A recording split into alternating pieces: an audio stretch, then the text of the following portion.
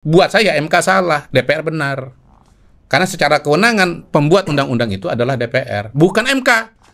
Lembaga yang berwenang membuat undang-undang adalah DPR. Lalu dia buat undang-undang benturan. Itu yang namanya anarki. Halusinasi semua. Mabok kuasa ini bentuk mabok kuasa yang sesungguhnya. Dia nggak tahu batasan kekuasaannya. Mabok kuasa semua ini. Setuju dengan putusannya. Justru sesatnya di situ. Kenapa, Mr. Q? Ya karena caranya salah. Tuh. Sekarang MK siapa yang bisa ceritakan apa yang terjadi? Nggak ada, Pak. Nggak ada, Bu. Ini dewa-dewa ini di langit ketujuh.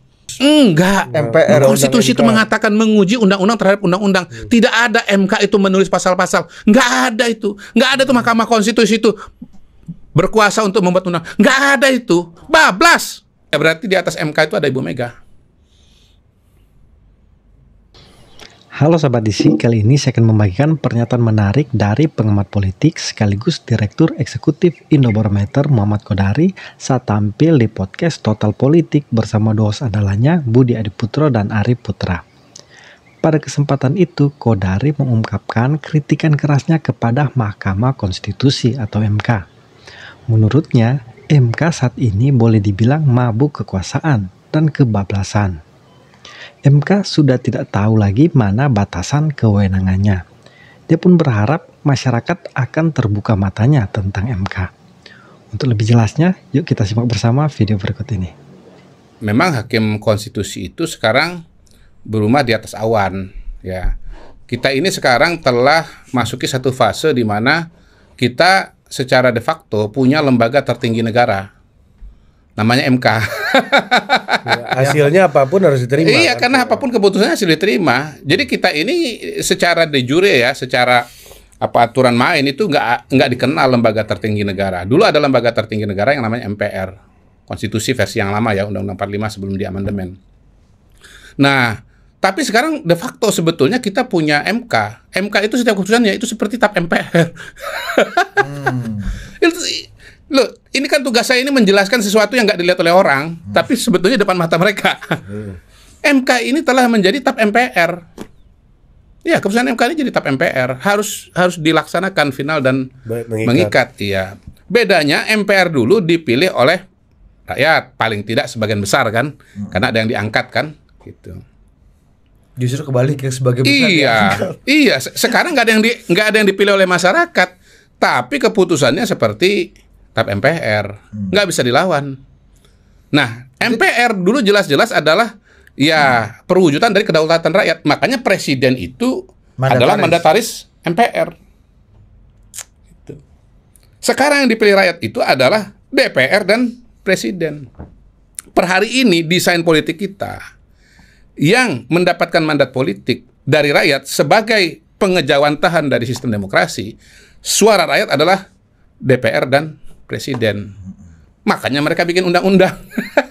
Kalau kita lihat dari komposisi, itu kan partai politik Koalisi Indonesia Maju plus berbeda dengan PDI Perjuangan. Karena PDI Perjuangan sendiri yang berbeda atau tidak setuju dengan teman-teman di Koalisi Indonesia Maju plus. Kalau saya melihatnya itu proses di DPR. Dan hemat saya itu yang terjadi. Ada keputusan MK, ada rencana dari DPR untuk revisi undang-undang. Gitu. Nah, pada titik itulah saya mengatakan bahwa ya MK itu sudah kebablasan karena dia yudikatif tapi kerjaannya legislatif gitu. Kalau memang betul MK tuh mau kayak begini, menurut saya DPR berhenti aja. Iya. Semua undang-undang tuh biar dibikin aja, ditulis aja oleh Mahkamah Konstitusi. Nah, itu bagus banget. Kenapa? Satu ya, tidak akan ada judicial review. Karena final and binding. Nah, karena yang bikin dia gitu. Nanti kalau orang mau judicial review terhadap undang-undang yang ditulis sama Mahkamah Konstitusi pasti menolak karena ini bertentangan dengan diri saya sendiri. Itulah titik paling kelucuan dari MK sekarang ini. Titik ekstrimnya, kalau MK itu boleh nulis undang-undang, nulis ayat, nulis pasal, biarkanlah, ya, bayangkanlah bila seluruh undang-undang itu dikerjakan oleh Mahkamah Konstitusi. Nggak ada lagi tuh DPR. Meskipun secara substansi putusan MK kemarin dipuji-puji dari Mahkamah Keluarga jadi Mahkamah Keadilan justru lagi. Itu bos, kalau MK ini dianggap sudah tobat, tanggung, bikinlah dia jadi orang suci sekalian. Dengan cara apa? Seluruh undang-undang itu yang biasanya dikerjakan oleh DPR, itu kita serahkan saja kepada Mahkamah Konstitusi untuk menulisnya. Pasti bagus, pasti tokcer. Karena ini semua adalah orang-orang yang wisdomnya sudah di atas rata-rata manusia Indonesia. Udah nggak punya kepentingan lagi. Sudah hatinya suci, ya. Dan mewakili tiga rumpun di atas para ahli agama, di atas para ahli teknik, di atas para ahli hukum. Kalau ahli hukum yang itu ahli hukum biasa, ini ahli hukum, maha hukum. Karena Mahkamah Konstitusi final and binding, pasti bagus. Gitu. Bagus kan rekomendasi saya kan? Konkret kan?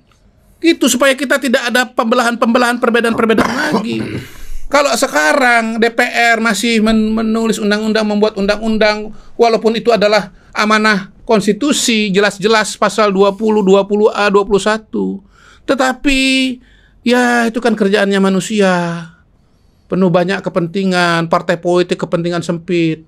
Bagian dari perpanjangan tangan kekuasaan. Populisme otoriter.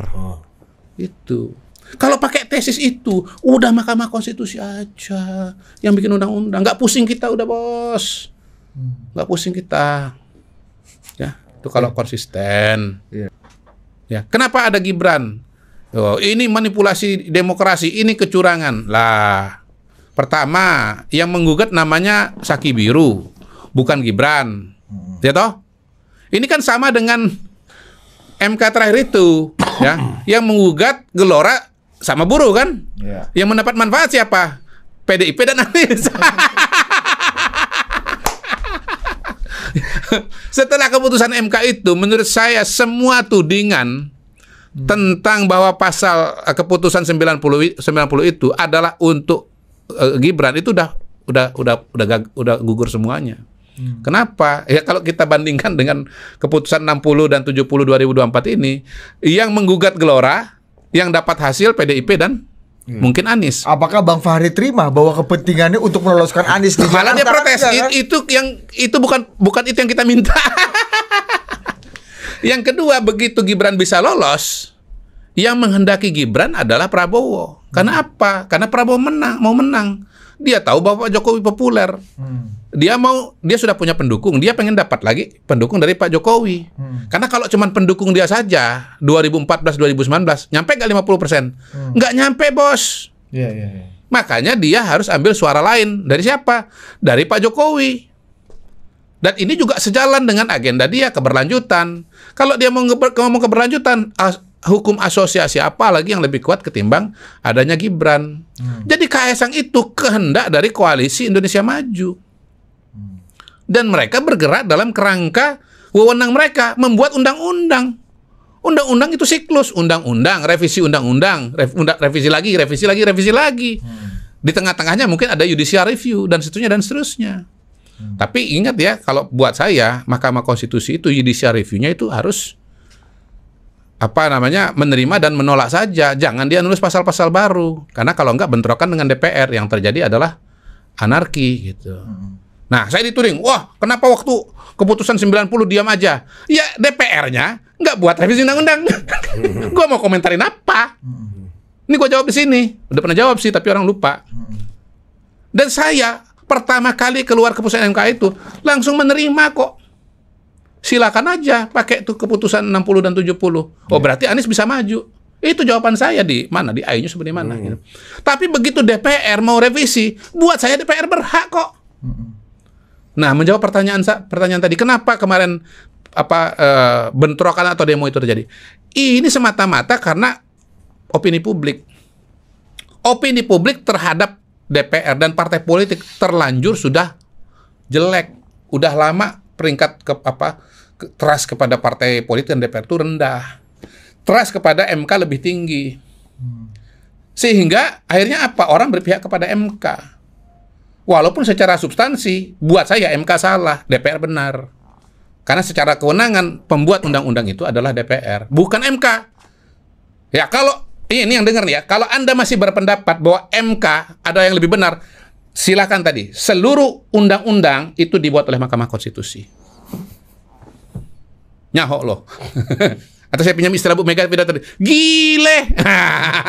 Tapi kalau kita bicara substansinya, putusan MK kemarin kan itu kan ya demokratis, Mr. Q. Thresholdnya saya nggak mau diturunkan. masuk ke sana. Iya, kalau kita bicara menurut saya substansi, secara debatable. filosofi ya MK menulis pasal, menulis ayat itu bablas saja. Tapi ini ada Berbahaya karena itu melahirkan anarki.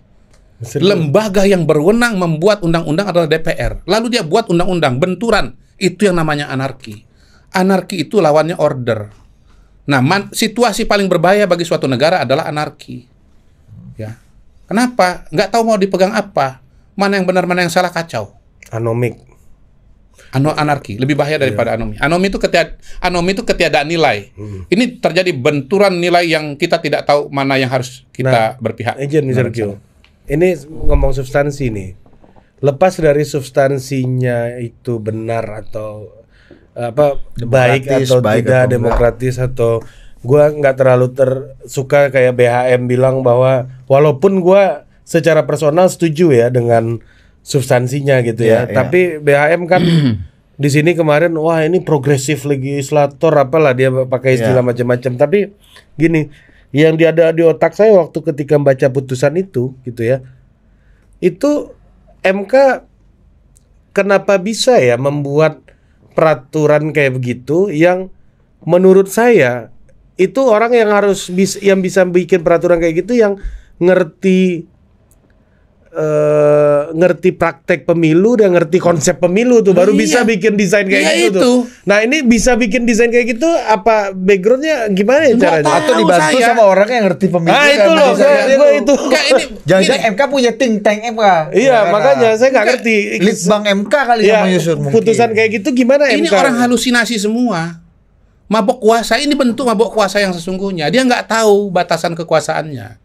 Mabok kuasa semua ini. Itulah manifestasi dari mabuk kuasa itu. Jadi konsep judicial activism, positif legislator, itu sangat berbahaya diimplementasikan oleh Mahkamah Konstitusi. Karena dia merasa berjuang untuk suatu nilai atau kelompok tertentu. Padahal let me remind us all bahwa katanya justice is blind. When you are blind, you don't see anything at all. You are blind. Nggak ada tuh cerita, ini bagus, ini jelek. Nggak ada. Udah pokoknya hakim itu, bandingkan aja dengan undang-undang itu. Teksnya tuh gimana? Bertentangan apa enggak? Bertentangan, terima. Batalkan pasal undang-undang itu. Kembalikan kepada DPR. Tok. Iya. Ini orang-orang hukum, mohon maaf. Lupa ada prinsip paling mendasar dari hukum yang berulang kali mereka mengatakan. Hakim justice itu blind. Kalau Anda merasa bahwa ini salah, itu benar, makanya saya bikin pasal begini-begini. You are not blind. Tapi you open itu penutup. Lalu kemudian Anda mengatakan ini benar, ini salah. Nah, pada titik itu Anda berbahaya. Anda mabuk kuasa. Termasuk putusan 90 yang meloloskan secara konsepsi menjadi basis. Secara konsepsi iya. Semua keputusan MK yang membuat pasal, membuat undang-undang itu salah. Secara konsepsi. Tapi kita kan nggak bisa lihat ke belakang. Sekarang kita lihat ke depan. Dan rule of the game-nya ya apapun itu ya harus diterima kan gitu kan. Iya, yang sudah lewat. Iya. Sekarang kita ngomong ke depan. Saya ngomong ini udah dari mungkin 5 tahun yang lalu. MK kebablasan itu, mohon maaf, bukan Kodari baru ngomong sekarang. 5 tahun yang lalu. Yang membuka mata saya terhadap kebablasannya Mahkamah Konstitusi _ Neo MPR ini adalah keputusan mengenai pemilu serentak itu. Tapi di mana banyak orang yang kemudian ya kecapean sampai besok pagi, sampai kelelahan. Dan di situ ya apa yang diceritakan itu terjadi bahwa MK itu tidak punya perangkat, tidak disiapkan untuk membuat undang-undang. Kenapa? Kalau kita bicara undang-undang, terutama yang teknis-teknis, itu harus ada simulasi, ada uji di lapangan. Bahkan studi banding ke waktu bicara kotel efek itu saya ingat tuh Pak Bambang Pacul cerita dia aku belajar kotel efek di Santiago. Chile. Itu kan agak susah ngukurnya ya. Tapi kalau bikin aturan mengenai pemilu serentak enggak serentak itu kan harus diimplementasikan. Karena apa? Karena petugas TPS itu kan dia menghitung kartu pemilu legislatif dengan kartu ditambah kartu pemilu presiden. Itu kan kerjanya 2 kali lipat. Ya, nah, pikiran begitu itu dan konsekuensi teknisnya itu nggak ada di kepalanya hakim MK. Dan KPU ternyata banyak yang meninggal dulu kan? Iya. Waktu ngurusin pilkada pemilu serentak ini kan? Saya tidak mengatakan banyak yang meninggal ya. Jangan-jangan dugaan saja. Enggak kan banyak kan yang meninggal setiap pemilu. Nggak, gini, posisi saya ya, saya tidak bisa memastikan ya. Waktu itu memang ada sinyalemen begitu. Saya tidak bisa memastikan. Terus ada kelelahan yang luar biasa itu pasti. Nah, itu pasti. Kelelahan pasti. Kalau mati belum tentu. Karena saya pernah ngitung waktu itu, karena kejadian itu saya ngitung tuh apa morbidity rate. Setahun sekian dibagi 52 minggu sekian. Sebetulnya angkanya nggak beda-beda jauh dengan pemilu morbidity yang normal. Tapi morbidity yang normal. Tapi kelelahan udah pasti. Nah, kalau soal itu saya bisa confirm, anak saya petugas TPS. Yang sore itu biasanya dia udah pulang, dia sampai besok paginya. Ya, artinya kan dari mana hakim MK ya, let's say ya, kita udah nih yang tadi udah selesai nih.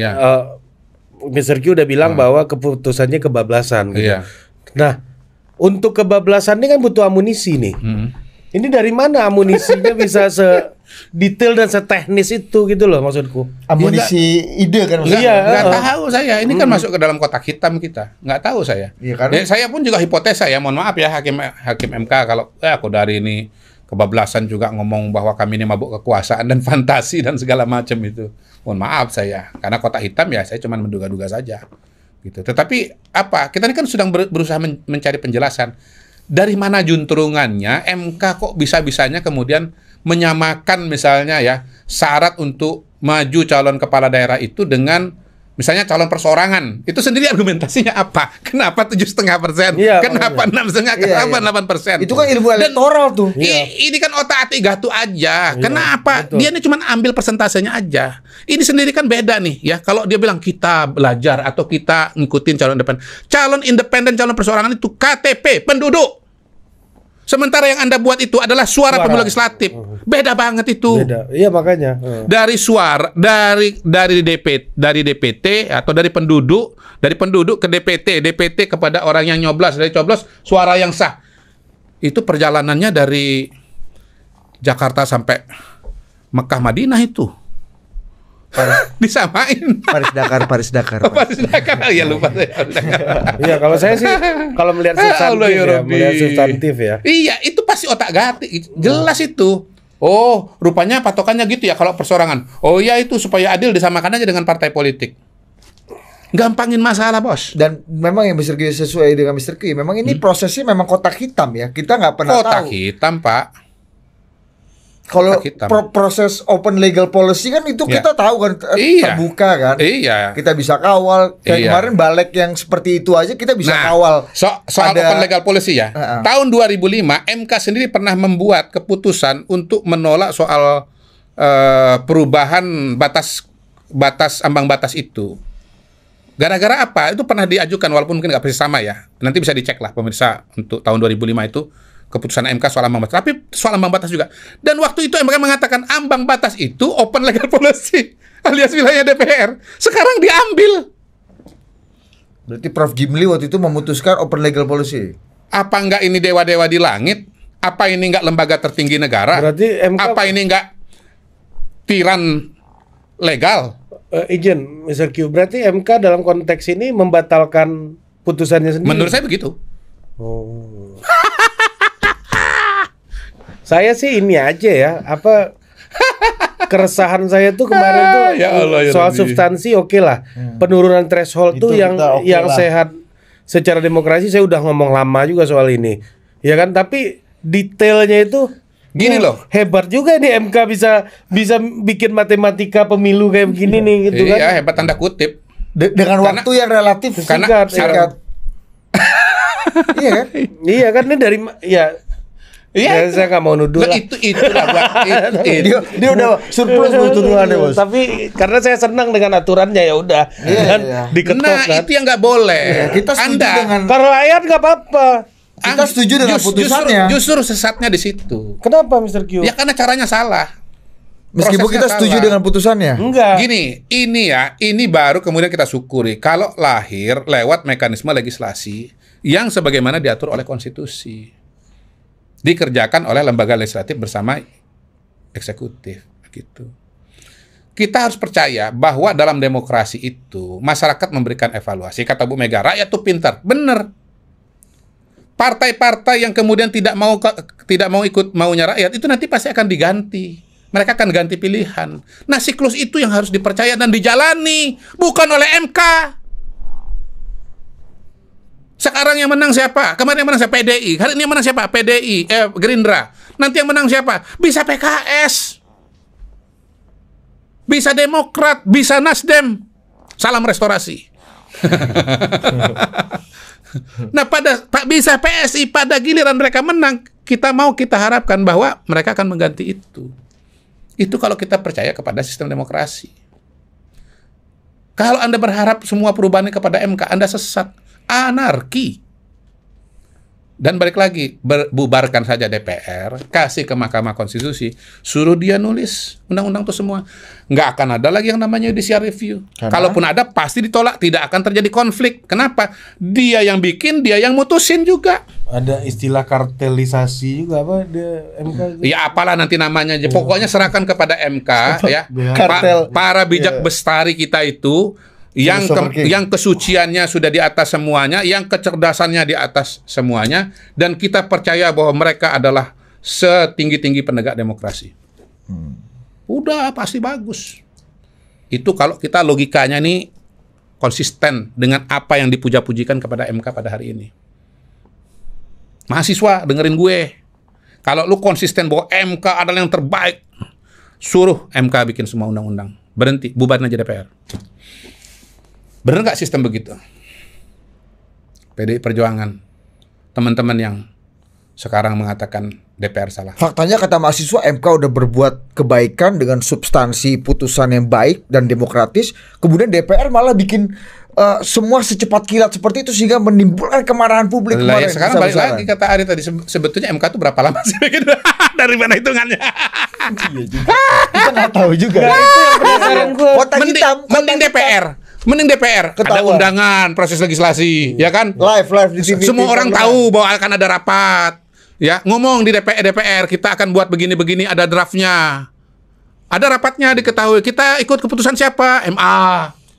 Cerita belakang layarnya orang tahu, cerita bos. Belakang layarnya juga gampang kita akses, kita orang tahu, bos. Aja kan diceritain tuh kan. Sekarang MK siapa yang bisa ceritakan apa yang terjadi? Nggak ada, Pak. Nggak ada, Bu. Ini dewa-dewa ini di langit ketujuh. Yang diberikan mandat sama kita secara konstitusi. Enggak pernah kita berikan mandat kepada Mahkamah Konstitusi. Kita berikan mandat kepada DPR dan eksekutif. Konstitusi memberikan mandat kepada mereka untuk menjadi dewa-dewa pemutus. Enggak. MPR. Konstitusi itu mengatakan menguji undang-undang terhadap undang-undang. Tidak ada MK itu menulis pasal-pasal. Enggak ada itu. Enggak ada tuh Mahkamah Konstitusi itu berkuasa untuk membuat undang. Enggak ada itu. Bablas. Jadi kalau kata Bu Mega kan aku yang bikin MK dulu. MK kan harusnya. Iya, berarti di atas MK itu ada Ibu Mega.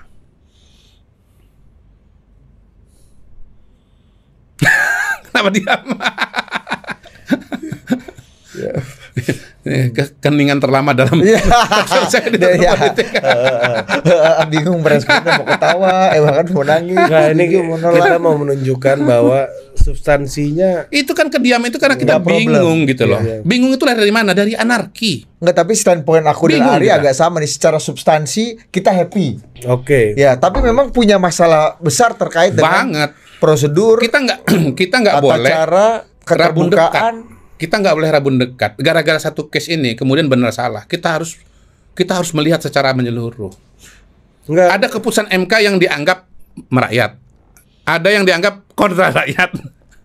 Semua itu salah. Karena dia melampaui wewenangnya. Terlalu lama intelektual kita, pemerintah kita, partai politik kita terlena dengan ini, termasuk saya juga. Walaupun saya bangun agak lebih cepat, 5 tahun lebih awal. Cuman selama ini saya teriak mungkin di padang pasir atau di tengah samudra. Nah, case pada hari ini membuat saya punya bahan untuk ngomong lebih kenceng bahwa MK itu kebablasan, bahwa MK itu pada hari ini telah menjadi MPR, tapi dia nggak dipilih oleh rakyat.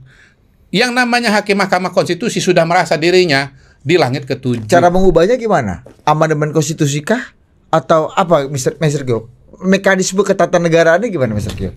Jangan dibahas ini, biar nanti kita pikirkan sama-sama. Yang penting menyerap dulu, menerima dulu, mengakui bahwa ada masalah di situ. Itu dulu. Itu dulu ya. Kita nggak boleh buru-buru. Kesamaan di situ dulu. Pastikan dulu ya alam pikiran. Ya, saya mau lihat nih berapa banyak orang yang matanya terbuka pada hari ini. Nggak, kan nanti pasti ada mikir juga, Mr. Q kayak gini kan mau amandemen konstitusi aja nih misalnya gitu kan. Iya, bisa aja. Bebas aja. Itu kan saya kan tidak bertanggung jawab terhadap fantasi Anda. Itu aja kata kuncinya. Saya tidak bertanggung jawab terhadap fantasi Anda. The author is dead. Nah, gimana menurut kalian? Apa setuju dengan pendapat M. Kodari? Yuk komen di kolom komentar. Sampai jumpa.